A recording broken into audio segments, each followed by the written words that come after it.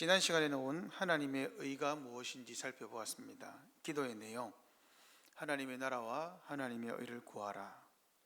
하나님의 의는 지난 시간에 예수 그리스도를 통해 드러난다 했습니다. 그리고 구약과 신약 전체가 하나님의 의이며 공의의 심판이 아니라 은혜로 하나님께서 우리에게 긍휼과 자비로 대한다. 긍휼과 자비, 이것이 하나님 나라의 원리요 하나님의 의의 근본입니다. 오늘은 계속해서 하나님의 의에 대해서 조금 더 살펴보겠습니다. 하나님의 의는 세상 모든 사람에게 차별이 없습니다. 우리가 구약을 잘 보면 하나님이 이스라엘만 선택한 것 같죠. 그런데 그렇지 않습니다. 구약 시대에도 이방인들이 이스라엘에게 돌아오는 것이 제한되지 않았습니다. 그리고 이스라엘 백성들이 출애굽기에서 말하는 대로 19장에 말하는 대로 하나님 나라 백성으로서 하나님의 백성답게 살면 하나님이 그 결과를 통해서 무엇을 하려고 했느냐? 이방 모든 나라들을 구원하려고 했습니다. 하나님의 의는 이방인들을 차별하지 않았습니다. 아담과 하와로 인해서 타락한 이 세상을 하나님이 아브라함을 부르셨고, 아브라함을 불렀다는 것은 이스라엘이라는 나라를 세우신 겁니다. 그리고 그 나라를 통하여서 모든 나라들을 품기 위한 하나님의 뭐라 그럴까요? 계획이라고 할 수 있습니다. 그래서 하나님은 이방인을 배제하지 않았습니다. 심지어 우리의 원수들도 포함됩니다. 하나님이 원수들도 배제하지 않습니다. 악인들과 불의한 자에게까지 하나님의 의가 적용되죠. 그러므로 우리가 보기에 저 사람에게는 안 될 것 같은 것도 하나님께는 됩니다. 하나님은 차별이 없으시죠. 그러므로 모든 믿는 자들에게 미치는 하나님의 의를 인위적인 개념으로 제한하는 것은 금물입니다. 하나님의 의로우심, 즉 성육신과 예수님의 죽으심과 부활로 성취한 하나님의 의라는 것은 하나님 이외의 어떠한 기준도 적용되지 않습니다. 우리의 눈에 기준이 달려있는 것 아니죠. 여러분, 우리가 때때로 오해하는 게 있는데 하나님의 나라는 우리가 확장할 수 있습니까? 없습니까? 하나님의 나라는 우리가 확장할 수 없습니다. 하나님 마음입니다. 그러면 우리는 뭐냐? 하나님이 우리가 하는 일을 도구로 사용하시되 결국 확장하는 것도 사람의 마음을 여는 것도 하나님이 하시는 일이죠. 그런데 우리의 수고를 잊지 않으신다 하시고 하나님이 보상해 주겠다고 말씀하시지만 실제로는 하나님의 의는요, 하나님의 나라는요, 하나님이 하시는 일입니다.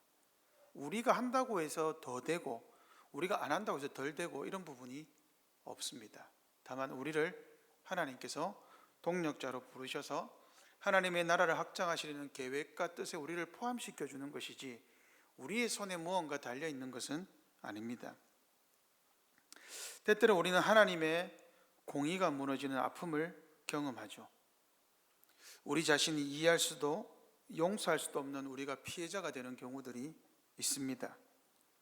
가끔씩 세상의 포악함, 이해하지 못하는 억압, 핍박을 당할 때가 있지요.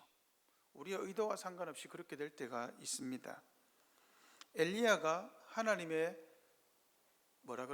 역사를 따라서 인도를 따라서 갈멜산에서 850대 1로 붙었지 않습니까? 그리고 엘리야는 18장에서 열왕기상 18장에서 하나님께서 엘리야를 통해서 하늘에서 불을 내리셨습니다. 그러면 그 다음에는 어떤 일이 일어나야 됩니까? 이스라엘 백성들이 하나님께로 돌아오는 역사가 있어야 되겠죠. 근데 그렇지 않습니다. 엘리야가 도망갑니다. 19장에 보시면 이세벨이 잡아라 라고 그러자 엘리야가 도망을 가죠. 그리고 하나님께 가서 뭐라 그럽니까? 따지는 거죠. 하나님 앞에 성질 내는 거예요. 아니, 하나님 말씀대로 하고 이렇게까지 했으면 이제 하나님 백성들을 돌려주셔야지, 내 말고는 없습니다. 도대체 왜 이러십니까? 하고 하나님께 따지죠. 그러한 일이 우리에게 있을 수도 있습니다. 우리의 인생에 이해할 수 없는 일이 생길 수도 있고 폐역과 강포가 팽배할 수도 있습니다. 겁탈과 분쟁이 난무하게 될 때도 있습니다. 그러나 하나님의 의는 여전히 있습니다. 아무리 우리의 상식과 합리로 파악되지 않는 하나님의 일에 대해서도 우리는 분노하고 노를 발해서는 안 됩니다. 어떤 사람들은 당장에 심판의 칼을 뽑아야 한다고 말합니다. 여러분, 진짜 죄악으로 물든 사람이 있으면, 저 사람은 인간이 아니 하는 사람이 있으면 당장에 하나님이 심판하길 바라는 경우가 있지요. 저도 그러한 일이 있습니다. 얼마 전에도 그러한 생각들을 했습니다. 미국에 있는 저랑 가장 친한 형님이, 교회가 한 200억 정도 돼요, 건물이. 미국에서는 한인교회가 건물을 갖기가 힘들어요. 200억이 되다 보니까 한 600명 되는 교인이 분란이 일어났어요. 여러분, 이민교회는요 진짜 심각하다 그래요, 상황이. 왜냐하면 그 사람들은 전부 다 부자고 부유하고 생을 잘 사니까 그렇게 신앙생활에 열심을 내지 않는다 그럽니다. 근데 그 분쟁이 일어나가지고 50명 남고 다 나갔대요. 그 형님이 갈 때는 30명이 있었대요. 근데 자기를 청빙해서 갔답니다. 갔는데 위임식 딱 끝나자마자 나갔던 사람 중에 한 분이, 장로님이라고 하시는데 이분이 불법을 저질러서 나갔어요. 그러고는 안수 집사 한 명을 꼬셔가지고, 그 미국에는 법이 그런가 봐요. 이사회를 딱 조직해가지고 자기를 대표로 만들어 버렸어요. 그리고는 그 건물을 폐쇄를 해버린 거예요. 그러니까 주일날 예배드리러 교회를 갔는데 교회 철문이 철 열쇠로 잠겨져 있더랍니다. 그러고는 의도치 않게 소송까지 진행해야 됐어요. 소송을 진행해야 되니까 성도들이 그럼 목사님 소송비를 우리가 대겠습니다 하면 되는데, 목사님 사례로 소송비를 대는 거예요. 그러니까 목사님은 택시 기사를 해요. 지금 우버 택시를 몰면서 주일에는 교회를 돌보고, 그러고 법원이 교회 편을 들어줘가지고 손을 들어줘가지고 교회 다시 찾았습니다. 근데 한 달이 지나고 이분들이 소송을 제기한 거예요. 그러고는 어느 날 집에 가니까 사택에서 강제 철거를 시켜버린 거예요. 목사님하고 사모님 그냥 쫓아내버린 거예요, 우리 형님 부부를. 그리고는 그 안에 있는 짐도 다 버려버리고. 그래서 제가 형님한테, 형님 그냥 한국 들어오세요 라고 말하니까 또 교인들을 버리고 올 수는 없는 거예요. 그럼 교인들이 교회를 책임지고 목사님을 책임지면 되잖아요. 아니면 건물을 포기하자고 하든지. 그런데 그 형님이 하루하루 모텔에서 먹고 자면서 사역을 이어가는 거예요. 사례를 주냐? 나오지 않아요. 소송비로 들어가니까. 그리고 1월 22일에 재판이 있으니까 기도해 달래요. 그래서 제가 속으로 카톡에 글을 쓰다가 제가 지웠습니다. 하나님이 저것들에게 저주를 내려가지고, 이렇게까지 적다가 지웠습니다. 그리고 마지막 말을 끝까지 적고 싶었어요. 제 손이 진짜 왔다 갔다 하더라고요. 형님,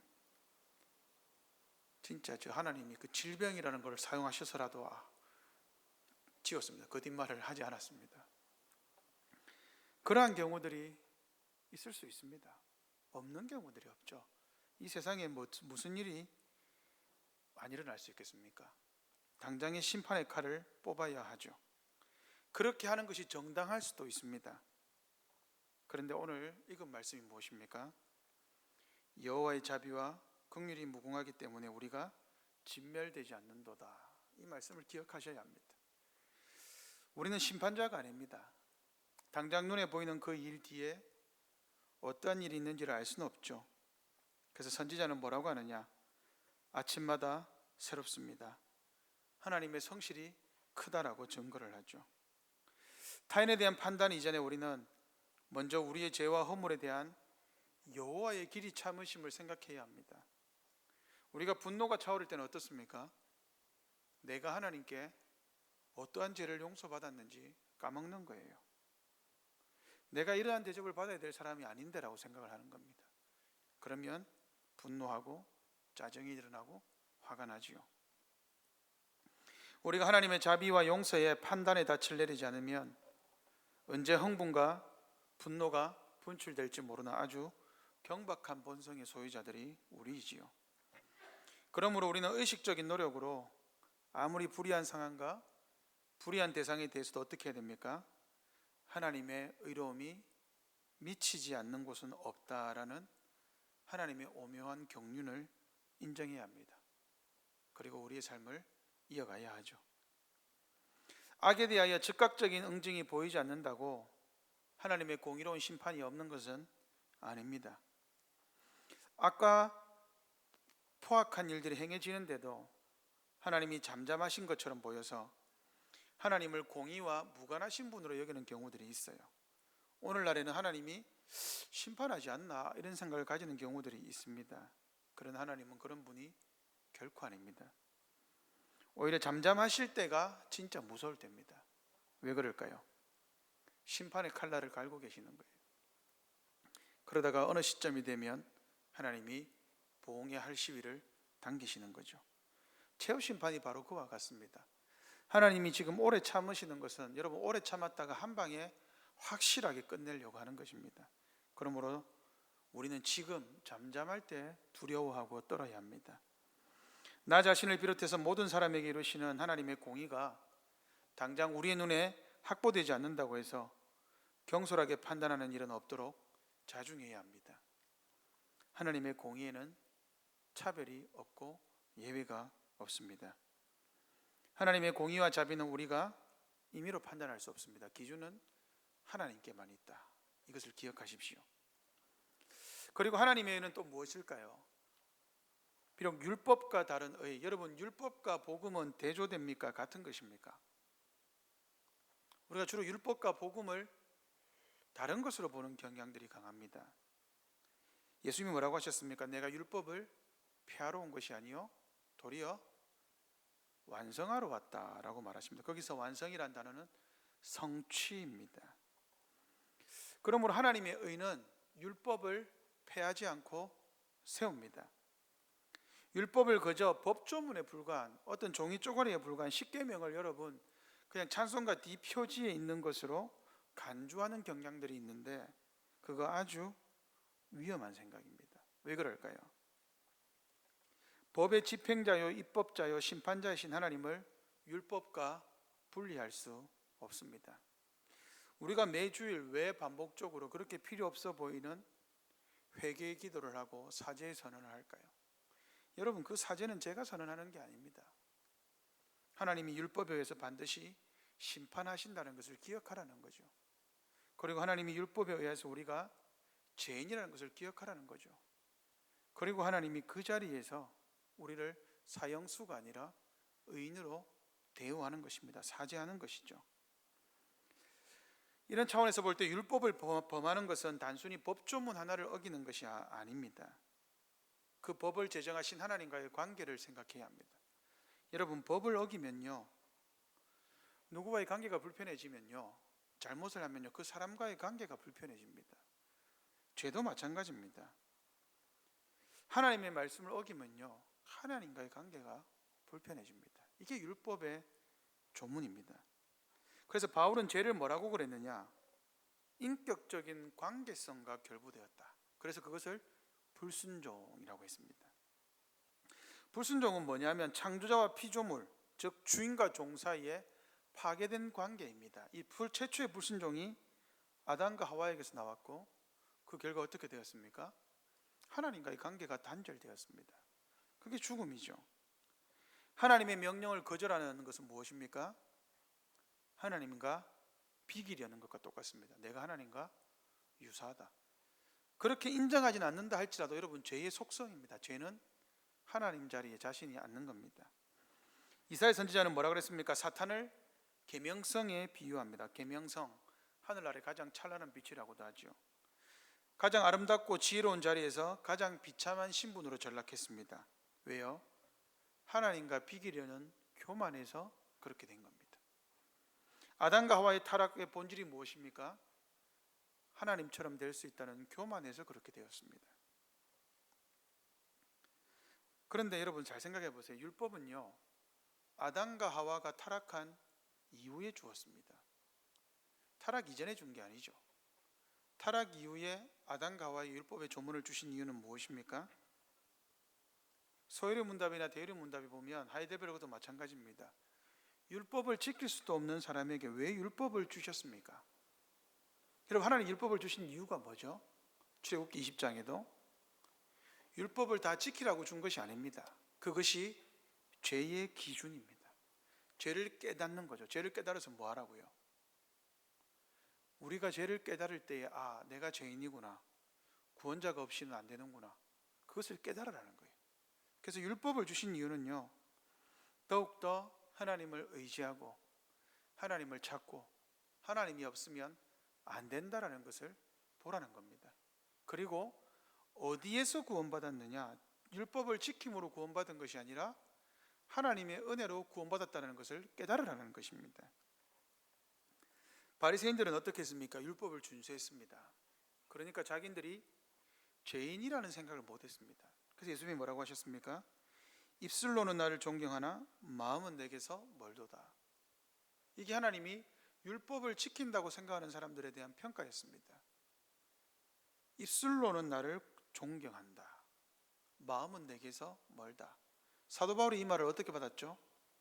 경건의 모양은 있으나 경건의 능력은 부인한다. 이렇게 말한 겁니다. 죄의 영적이고 인격적인 성격을 파악하지 못한 바리새파의 해법은 법조항의 엄밀한 준수에 집착했습니다. 법만 지키면 괜찮다.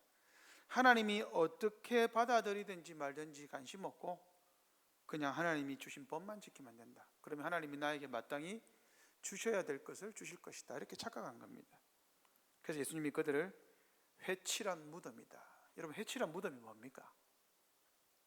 바깥에서 보면 회칠한 무덤, 깨끗이 색칠을 해가지고 이쁘게 보이는 거예요. 근데 그 안에는요, 썩은 시체가 있는 것이죠. 그게 바리새인들 향해서 하나님이 말한 겁니다. 회칠한 무덤이다. 우리가 교만에 사로잡힐 때 우리가 회칠한 무덤이 되는 겁니다.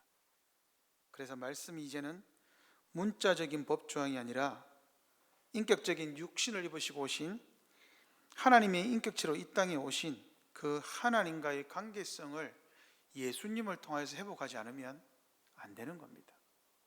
하나님의 의는 예수 그리스도를 통해 하나님과 화목하는 겁니다. 이 인격성을 고려하셔야 합니다. 내가 신앙생활은 열심히 하는데 하나님과의 관계가 개선되고 있는 줄 잘 몰라요. 하나님과의 관계가 깊어지고 있는 줄 잘 몰라요. 문제가 있는 겁니다. 폐하여진 법의 유일한 회복은 법을 세우신 그 입법자와 회복하는 길입니다.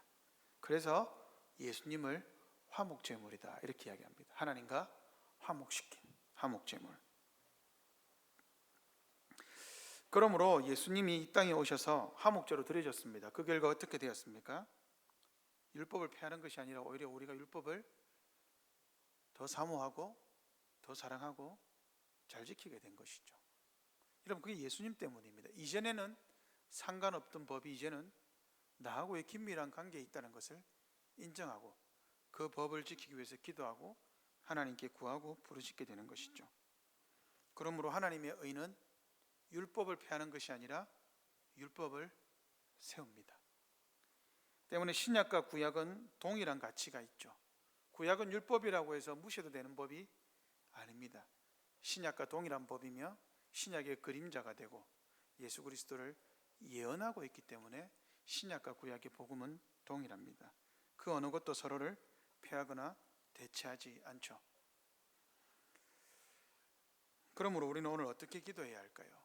우리 오늘 말씀을 생각하면서 먼저 한번 기도하십시다. 제가 두 가지를 말씀드렸습니다. 첫 번째는 하나님의 의의 기준입니다. 하나님의 의의 기준, 하나님께 있습니다. 하나님이 자비와 인애를 베푼다는 것을 기억합시다. 그리고 또 한 가지, 예수 그리스도께서 우리의 화목제물이 되셔서 하나님과의 관계를 회복하셨습니다. 그러므로 예수 그리스도의 자비에 기대어 우리는 율법을 더 잘 지킵니다. 먼저 우리 첫 번째 것을 두고 기도합시다. 하나님, 내가 하나님의 공의를 판단하지 아니하고 하나님 안에서 하나님의 공의를 믿으며 살게 해주십시오.